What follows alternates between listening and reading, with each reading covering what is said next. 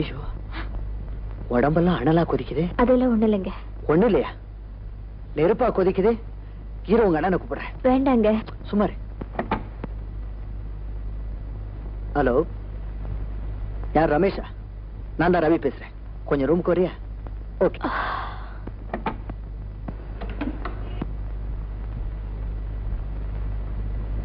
Ramesh, சாவித்திரிக்கு high temperature இருக்கு, என்னன்னு பாரு.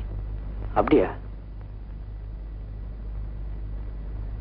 லைட்டா ஃபீவர் இருக்கு. கேப்சூல் சாப்பிட்டா சரியா போயிடும். இரு கொண்டு வரேன். நானா, நீ உட்காரு, நான் கொண்டு வரேன். அண்ணா. என்ன சாவித்திரி? எனக்கு என்ன ரொம்ப பயமா இருக்கு. பயமா? ஏதோ உருவம் என்ன பயமுறுத்திட்டு இருக்கு.